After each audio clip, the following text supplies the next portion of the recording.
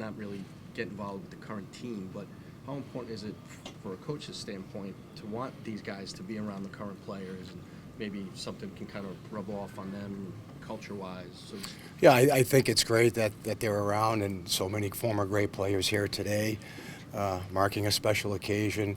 I mean, these are the players that built and established this culture here as far as being a Boston Bruin. So, for us, it's exciting to have them here. It's exciting to see them around, and they just have so much to offer for our guys. You were daydreaming in Medford about who you were going to be someday. Which players were you pretending to be? That's a great question. I always loved watching Ray Bourque as a young kid, but I wasn't a defenseman. I was a forward.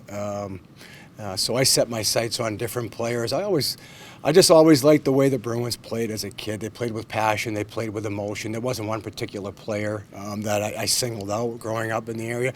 I mean, I had such a large gap of teams that I've watched over the years growing up here, but they always matched the city with their work ethic. They had characters in the room, and it just seemed to blend in great with the city. So, always fun watching them as a kid. A little part of you still, little Joey Sacco when you're meeting some of these guys.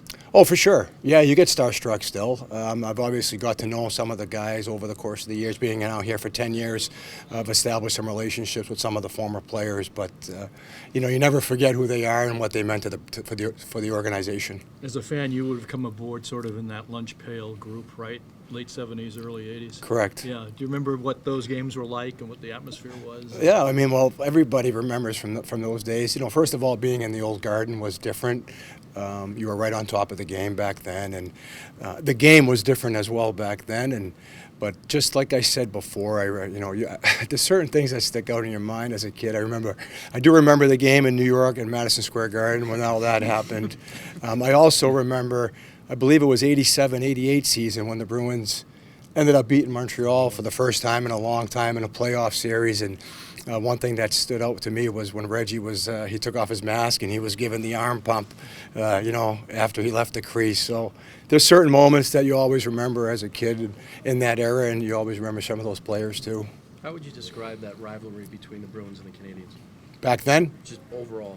Well, I mean, it was fierce. I mean, that's the way I would describe it back then. And obviously the game has changed, but the rivalry is still there. I mean, there's a lot of emotions that go into these games when you play these guys, and they feel the same way about us as we do about them. So because the part that the game has changed is one thing, but the rivalry still is very intense.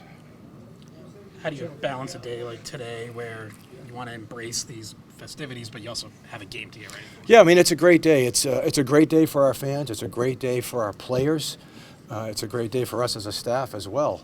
But we also have to remember that we're here to do a job, and our guys have to stay focused today. Their normal schedule is a bit off as far as the timing of how things work today, but I'm confident in the group that they'll stay focused. They know what they need to do once the ceremony is over to get prepared to play a game that is an important 2 points for us. Joe, having been here for some time now, how often does it take a new player to come in to understand the Bruin way and the history of the organization? It takes time for it to settle in, I believe. We have such a good culture here, though, that I think that it's pretty seamless as far as what we expect, and I think expectations that are set on players coming in here. But there's always an adjustment for a player coming to a new team, especially an Original Six franchise. Expectations are very high here as an organization. So, but like I said this before, we have such a good culture and such good leadership that the transition is somewhat seamless for those guys. About nuts and bolts for lineup changes or anything? Yeah, there'll be two lineup changes. McLaughlin will be in up front. Johnson will come out, and Osterley on the back end will go in, and Wotherspoon will come out. And Sway's in goal.